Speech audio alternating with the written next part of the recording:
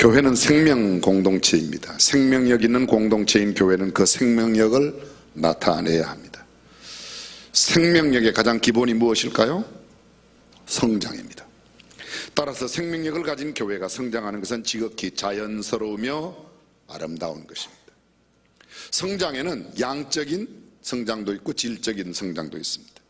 양적 성장 없는 질적 성장은 게으름과 무능력의 변명이 될 수 있습니다. 질적 성장 없는 양적 성장은 무책임한 욕망의 충족일 수도 있습니다.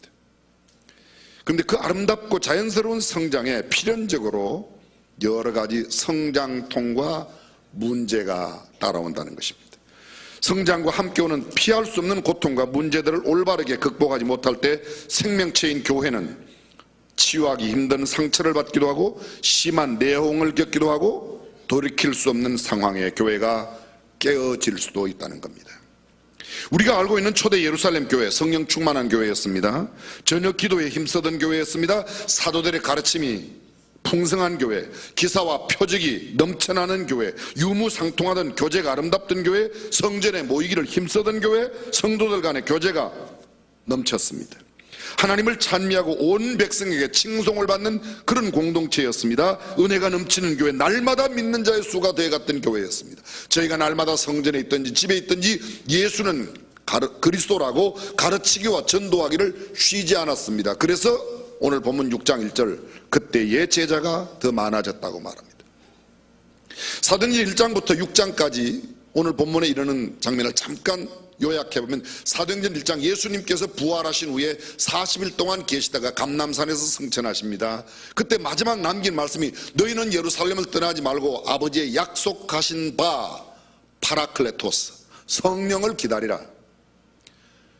12제자와 함께 120명, 그들 포함하는 120명이 마가의 다락방에서 성령을 기다립니다. 가룟 유다가 없어진 뒤 가룟 유다 자리를 대신하는 마띠아를 선택하고, 그러니까 예수님 승천하신 뒤 열흘 뒤 오순절 때에 성령이 임합니다. 2장 1절 오순절 날이 이미 이름에 성령이 그들에게 임하였다. 눈에 보이게 소리에 들리게 임하였습니다. 그리고 그들은 곧바로 성령의 충만함을 입어서 성령이 말하게 하심을 따라 이야기를 하며 베드로가 나아가 첫 번째 설교를 합니다. 그 베드로의 첫 번째 설교를 듣고 돌아와 침례를 받은 사람이 제자의 숫자가 3,000명이나 되었다고 말하고 있습니다. 사도행전 3장 1절로 넘어갑니다. 제9시 기도 시간, 베드로와 요한이 성전에 올라가다가 성전 미문에 앉아있는 안전뱅이를 봅니다. 40여세가 되어 나면서부터 안전뱅이 된 그 사람을, 은과 금은 내게 없지만 내게 있는 예수 그리스도의 이름으로 너를 명한다, 일어나라. 그가 일어나 걷고 뛰었다고 말하고 있습니다. 그리고는 곧바로 베드로가 두 번째 설교를 합니다. 그 설교의 결과 사도행전 4장 4절에 보게 되면 그날 말씀을 들은 사람의 남자의 숫자가 5,000명이나 되었다고, 약 5,000점 되었다고 이야기합니다. 4장 1절을 이렇게 시작합니다. 사도들이 백성에게 말할 때에 제사장들과 성전 맡은 자와 사두개인들이 이르러 백성을 가르침과 예수님을 들어 죽은 자 가운데서 부활하는 도 전함을 싫어하여 저희를 잡음에 날이 이미 저문 고로 이튿날까지 가두었으나, 17절, 이것이 민간에 더 퍼지지 못하게 저희를 위협하여 이후에는 이 이름으로 아무 사람에게도 말하지 말게 하자 하고 그들을 불러 경계하여 도무지 예수의 이름으로 말하지도 말고 가르치지도 말라 하였지만, 그들은 말합니다. 하나님 앞에 너희 말 듣는 것, 하나님이 말씀 듣는 것, 누구 말 듣는 것이 옳은가 생각해봐라. 우리는 보고 들은 바를 전하지 아니할 수 없다. 수없이 많이 했습니다. 그들은 결국 어찌할 바 몰라 위협하고 사도들을 내어보냈습니다. 5장 1절 이하 초대교회의 순결성, 거룩성을 나타냅니다. 아나니아 삽비라 사건 이후에 17절에 보면 대제사장과 그와 함께 있는 사람, 즉 사두개인의 당파가 다 마음의 시기가 가득하여 일어나서 사도들을 잡아다가 옥에 가두니, 주의 사자가 밤에 옥문을 열고 끌어내어 성전에 가서 말씀을 전하라고 합니다. 새벽에 들어가서 성전에서 말씀을 전합니다. 이를 알지 못한 공회의 사람들이 이튿날 감옥에 넣어두었던 사도들을 끌어오라고 합니다. 관속들이 가서 감옥에 보았더니 감옥 문은 닫혀 있고 앞에 간수들이 서 있는데 감옥 안에 사도들이 없는 겁니다. 이게 어떻게 된 일이죠? 궁금해 하실 필요가 없어요. 천국 가서 여쭤보시면 돼요. 어디가 있는가 봤더니 성전에서 말씀을 전하는 겁니다. 관속들을 시켜 그들을 잡았습니다. 공회 앞에 끌고 왔습니다. 저희를 끌어다가 공회 앞에 세우니 그들은 예수님을 증거했습니다. 다시는 예수 이름 말하지 말라고 그랬는데 왜 그랬냐 하는 말, 사람보다 하나님을 순종하는 것이 마땅하다고 말합니다. 저희가 듣고 크게 놓아여 사도들을 없이하고자 이제 아예 죽이려고 합니다.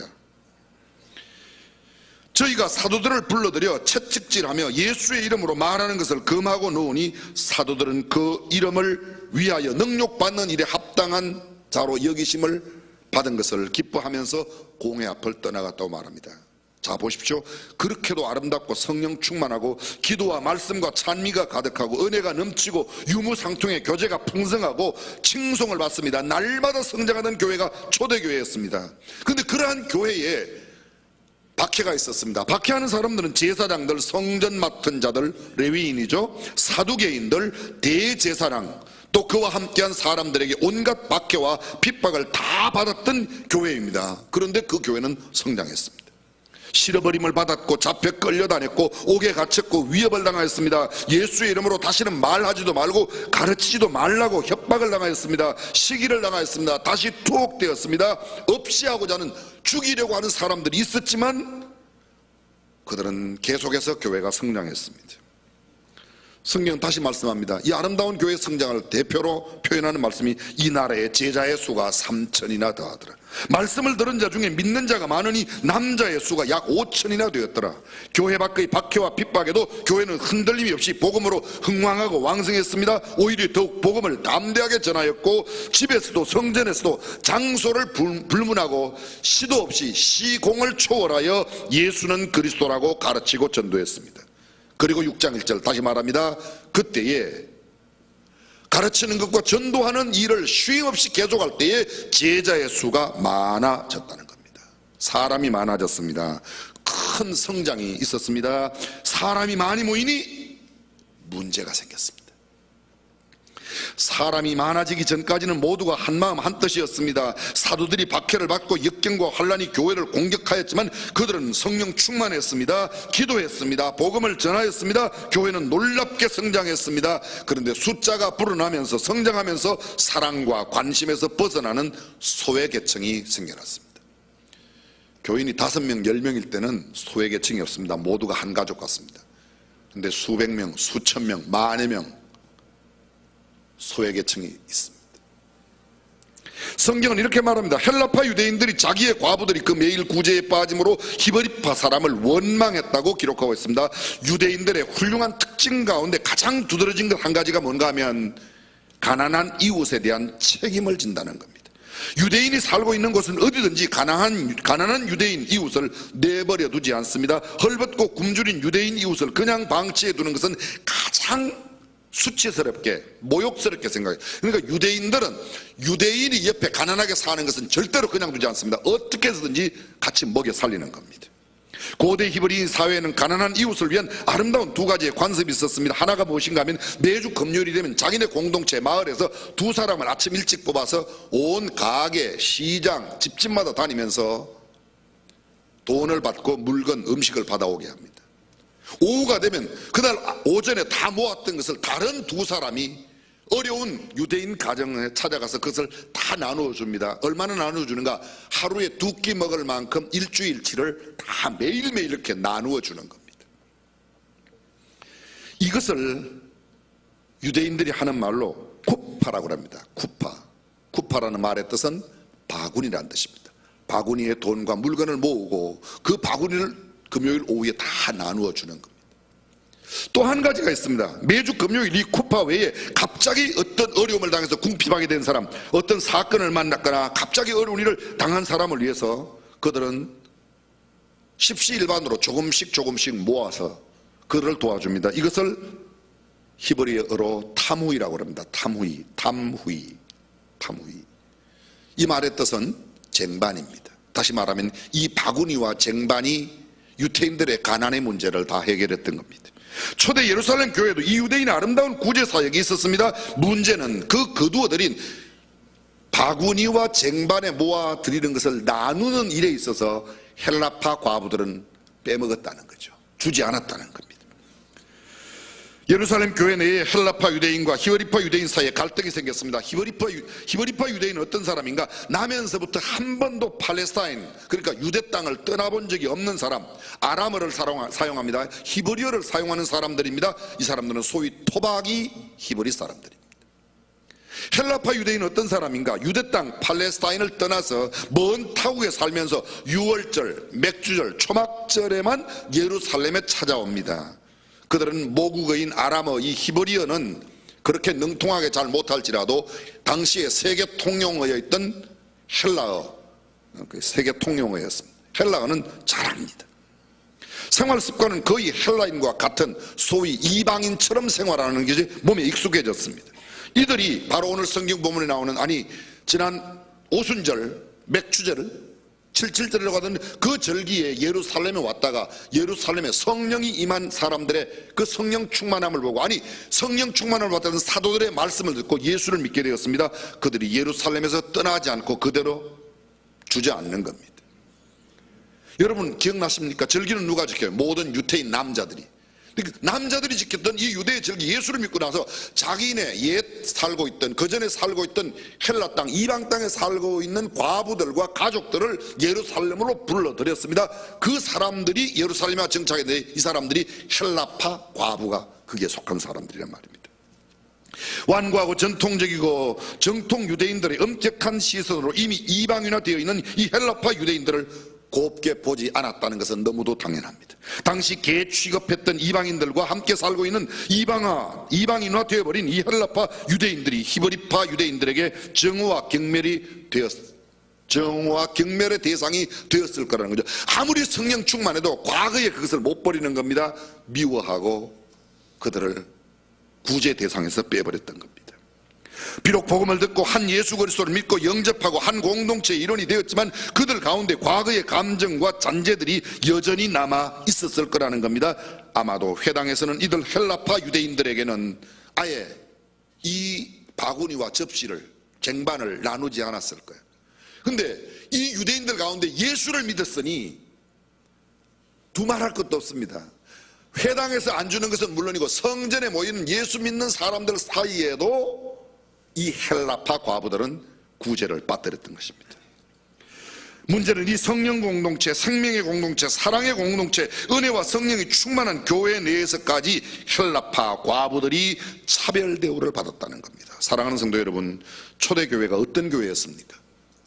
우리가 사도행전 4장 34절 35절을 이렇게 읽었습니다. 그 중에 핍절한 사람이 없으니 이는 밭과 집 있는 자는 팔아 그 판 것의 값을 가져다가 사도들의 발 앞에 두매 각 사람의 필요를 따라 나누어 주었다고 말합니다. 그런데 이 나누어 주는 대상에서 빠진 사람이 있어요. 헬라파 과부들입니다. 헬라파 그리스도인 유대인들의 불평하고 원망합니다. 매일의 구제에서 헬라파 과부들이 구제품을 받지 못하였다는 겁니다. 공동번역 성경에 이 구절을 이렇게 기록했습니다. 그들의 과부들이 무시를 당하여 날마다의 식량 배급을 제대로 받지 못하였기 때문에 히브리파 유대인들이 원망이 했다고, 교회 내에 원망이 일어났습니다. 거듭 말씀드리지만 성령 충만한 교회예요. 아름다운 교회예요.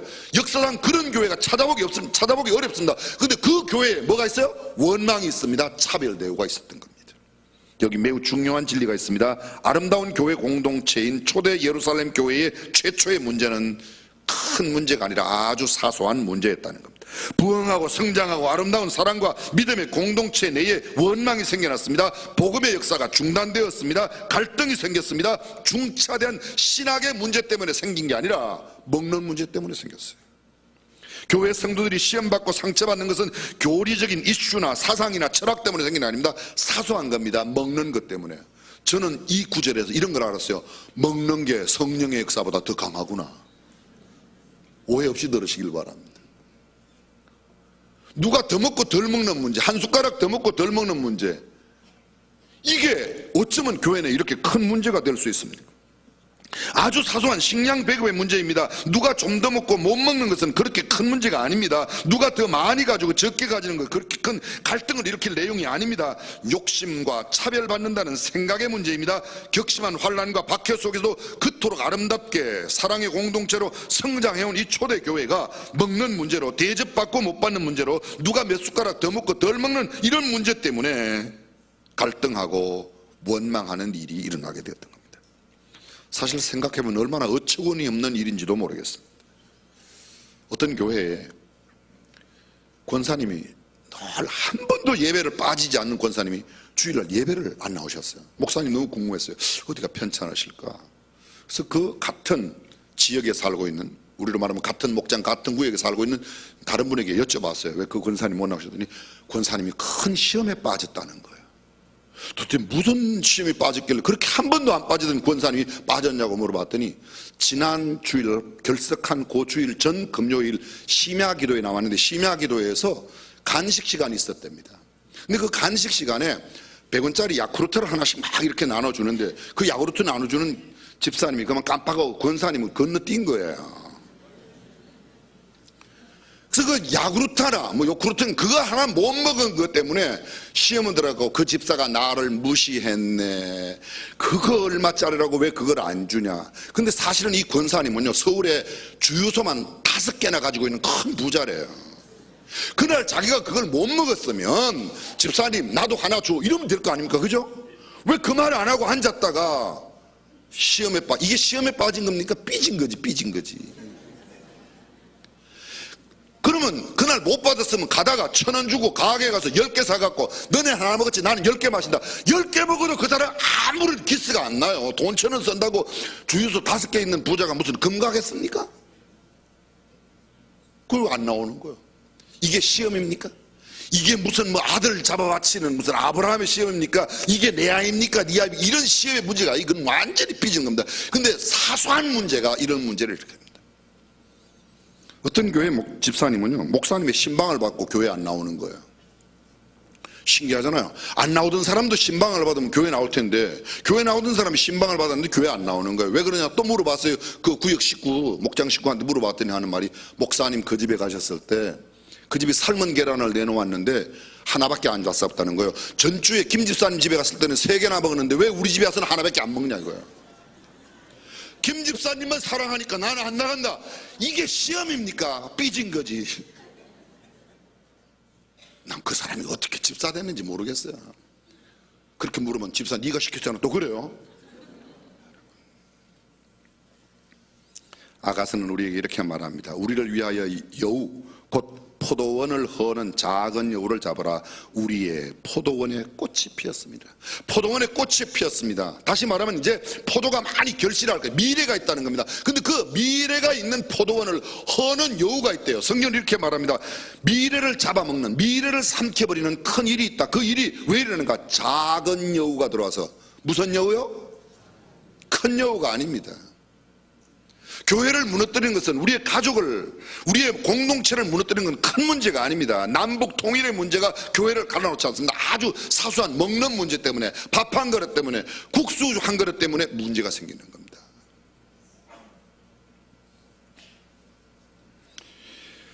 큰 제방을 무너뜨리는 것은 보이지 않게 새어나오는 작은 틈새의 물길입니다. 사람이 걸려 넘어지는 것은 태산이나 큰 바위가 아니라 길에 떨어져 있는 작은 돌멩이 하나에 걸려 넘어지는 것입니다. 오늘 교회 내의 대부분의 문제도 어처구니 없는 사소한 것일 때가 너무나 많습니다. 누가 대접을 더 받는가, 누가 나를 더 알아주는가, 누가 더 바른 꼴이 센가, 누가 그 자리를 찾냐. 김 장로요, 이 장로요, 김 집사요, 이 집사요. 그거 다른 사람이 좀 맡으면 어때요? 노골적인 불평이 아니라 은밀히 가슴 태운 그런 불평, 그것이 초대 교회 내의 원망이었다고 영국의 주경학자 매추엘리가 말했습니다. 고린도전서는 우리에게 이렇게 경고합니다. 저희 중에 어떤 이들이 원망하다가 멸망시키는 자에게 멸망하였나니 너희는 저희와 같이 원망하지 말라. 야고보는 우리에게 이렇게 말합니다. 형제들아 서로 원망하지 말라. 그리하여야 심판을 면하리라. 보라 심판자가 문 밖에서 계시니라. 바울은 빌립보 교회에 보낸 편지 가운데서 이렇게 말합니다. 모든 일을 원망과 시비가 없이 하라. 원망과 시비가 없이 하라. 원망하면서 일하지 말라는 겁니다. 시비하면서 마음속에 왜 김집사는 안 나와? 맨날 나만 나와. 이런 마음 먹으려면 너도 하지 말라는 거예요. 조금 하고 나만 맨날 해놔봐. 나만 해놔봐. 누구도 안 하는데. 사랑하는 성도 여러분, 사람 모여 사는 곳에 어찌 원망과 시비가 없겠습니까? 어디 완전한 곳이 있겠습니까? 초대교회 그렇게도 성령 충만하고 훌륭한 예수님의 제자 베드로와 요한, 야고보 이런 사람들이 초대교회 지도자였습니다. 그들과 함께하는 교회도 문제가 있었는데 하물며 고명진이 있는 교회 왜 문제가 없겠습니까? 고명진이한테 왜, 우리 교회 부목사님들은 저보다는 훌륭해요. 그런데 다 그래도 약점이 있죠. 원망이 생길 수가 있고 문제가 있을 수 있어요. 그러니까 좀 잘 봐주세요. 문제는요, 내가 그것을 어떻게 지혜롭게 이겨내느냐가 문제이지 그것 때문에 문제가 되는 게 아닙니다. 사역자들과 신앙생활을 하려면 어찌 영육 간의 원망과 불평이 생기지 않겠습니까? 핵심은 이 원망과 불평이, 이 시비가 나를 휘말아 감지 않도록 하나님이 주시는, 믿음이 주는 그 신령한 지혜로 이겨내는 저와 여러분이 될 수 있기를 주님의 이름으로 축원합니다. 초대교회 이 문제를 어떻게 해결했을까요? 2절을 보겠습니다. 12사도가 모든 제자를 불러 이르되 우리가 하나님의 말씀을 제쳐놓고 공개를 일삼는 것이 마땅치 아니하니 형제들아 너희 가운데서 성령과 지혜가 충만하여 칭찬 듣는 사람 7을 택하라. 우리가 이 일을 저희에게 맡기고 우리는 기도하는 것과 말씀 전하는 것을 전무하리라. 온 무리가 이 말을 기뻐하여 믿음과 성령이 충만한 사람 곧 스데반과 또 빌립과 브로거로와 니가노로와 디몬과 바메나와 유대교에 입견 안디옥 사람 니골라를 택하여 사도들 앞에 세우니 사도들이 기도하고 그들에게 안수하니라. 그들은 이 문제를 어떻게 해결했습니까? 이 갈등의 문제를, 이 원망의 문제를, 이 시비의 문제를 어떻게 해결했습니까? 신앙의 질서를 첫 번째로 보면요, 12사도가 우선권을 정했습니다. 우리는 말씀 전하고 기도하는 일을 전무하리라. 그리고 이 공교하는 일은 다른 사람들에게 맡기겠다는 겁니다. 구제와 배급은 그들에게 맡긴다는 겁니다. 말씀 전하는 것은 중요하고 구제와 배급은 덜 중요하다, 그런 개념이 아닙니다. 그러나 복음을 전하는 일에 전념하기 위하여, 공개하는 일을 위하여 다른 봉사자를 세운다는 겁니다. 박해와 핍박, 감옥과 채찍, 능욕이 그들의 복음 전도를 방해할 수 없었던 것처럼 구제와 배급도 그들의 복음 전하는 것은 방해해서는 안 된다는 겁니다. 그래서 복음 전하는 것, 기도하는 일에 우리 전념하고 그 중요한 일, 나누어 주는 일은 다른 봉사자를 세운다는 겁니다. 이것이 교회의 질서입니다. 이것이 신앙의 지혜입니다.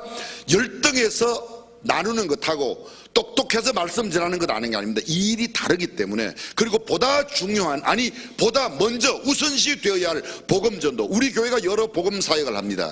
여러 구제 사역을 합니다. 여러 복지 기관을 갖고 있습니다. 그게 가장 우선되는 것은 영혼 구원인 줄로 믿습니다. 근데 방법이 정말 놀랍습니다. 두 번째 해결 방법은요, 문제의 당사자들에게 문제 해결을 맡겼다는 겁니다. 여기 7명이 나타납니다. 그런데 7명의 이름 모두가 다 헬라파 사람들의 이름이에요. 헬라식 이름이에요. 너희 가운데서 7명을 택해라. 7명을 택해라. 거기 히브리파 사람이 있습니다. 헬라파 사람들이 있습니다. 근데 거기 나오는 모든 7명의 사람들은 히브리파 사람이 한 명도 없습니다. 7명 모두가 헬라파 유대인입니다. 그 중에 한 명은 아예 이방인이었습니다. 유대교에 입교한 안디옥 사람 니골라, 7번째 사람이 그 유대교에 입교한 안디옥 사람은 이방 사람이에요. 유대교에 왔어요. 근데 유대교에 왔다가 지금 예루살렘에 와서 그리스도인이, 기독교가 된 거예요. 그리스도인이 된 겁니다. 나머지 6명은요, 스데반, 빌립, 브로고론, 니가노로, 디몬, 바메나, 이 사람들 모두 6명 모두요 헬라파 사람들이에요. 중요한 겁니다. 예루살렘 교회 성도가 된 이 사람들은 모두가 다 헬라파 그리스도인이에요. 자, 누가? 헬라파 과부가 구제에 빠졌습니다. 헬라파 과부가 구제에 빠졌는데 그 구제 사역을 히브리파 사람들이 해결한 게 아니라 헬라파 사람명 7명, 거기 히브리파 사람들이 있었습니다. 근데 한 명도 거기에 문제 해결에 들어가지 않았습니다. 이 말을 좀 쉽게 말하겠습니다. 굉장히 민감한 문제인데 오해 없이 들어주시길 바랍니다. 세월호 문제는 세월호 피해자들에게 문제를 해결하도록 맡겼다는 거예요.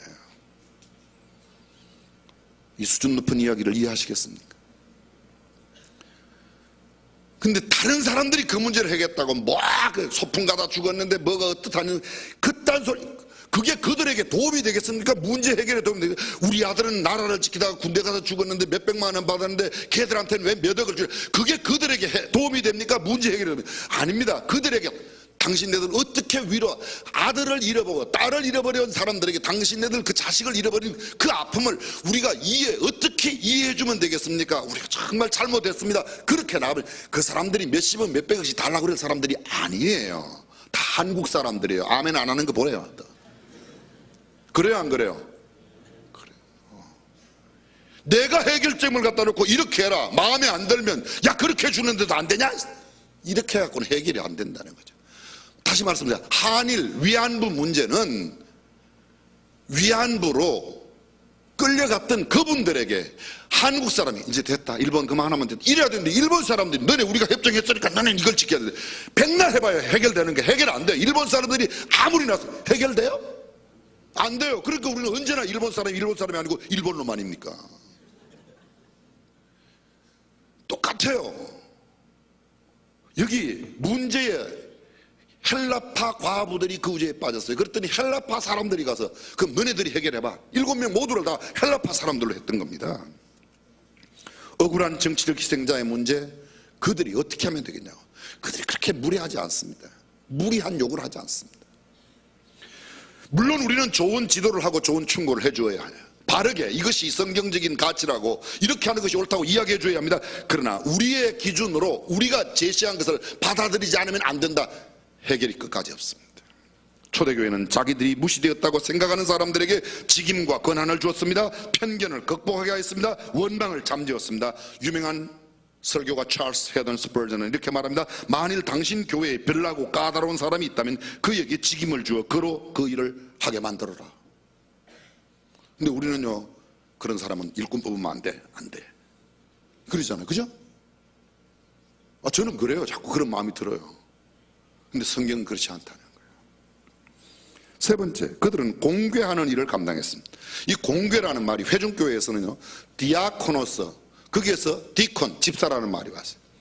침례교회는 회중정치랍니다. 회중교회 가운데 부류가 됩니다. 그래서 우리도 일하는 사람, 공개하는 사람을 디콘, 집사라고 이렇게 말합니다. 근데 앵글리칸 철치, 미국의, 영국의 국교회 앵글리칸 철치에서는 이렇게 말합니다. 그 사람들을 갖다 부사제라고 말해요. 쉽게 말하면요, 요새 표현으로 말하면 부목사로 말하는 거예요. 나누어 주는 일을 그런 부사제, 사제, 부제들에게 맡겼다는 겁니다. 그 공개라는 단어가 영어로는 서비스예요. 예배가 영어로 서비스예요. 원래 이 단어 공개라는 단어가 어디에 쓰였는가 하면 식당에서 식탁을 돌보는 사람, 그들에게 쓰였습니다. 근데 식탁을 돌보는 사람이니까 못한 사람이다, 그런 게 아닙니다. 똑같은 일을 감당하는 겁니다. 단지 우리들은 복음을 전하여 영혼을 구원하고 기도하는 일에 전념하고 그들은 그 일을 전념하게 하는데 그 일은 똑같이 중요한 일입니다. 구분이지 누가 높고 낮음의 문제가 아니라는 것을 알 필요가 있습니다. 복음 전파의 우선권, 영혼 구원의 우선권을 둔다는 겁니다. 공개하는 것은 열등하는 것이고 복음을 전하는 것은 우등하는 것이다, 그런 뜻이 아닙니다. 모두가 다 중요합니다.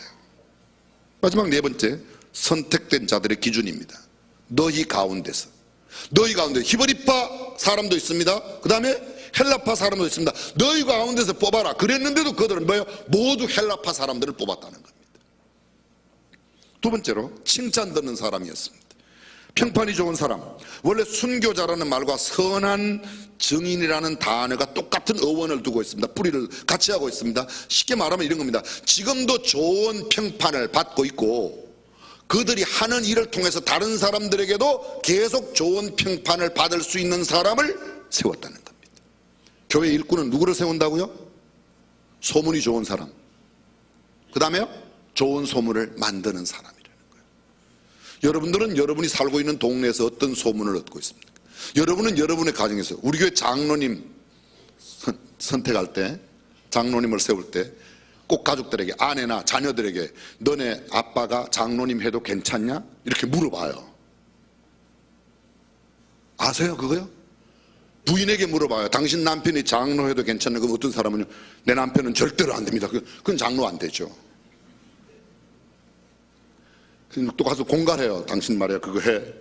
더 나쁘지. 그럼 진짜 안 될 사람이지. 그 사람은 무슨 소리인지 알아들으세요? 평판이 좋은 사람, 초대요.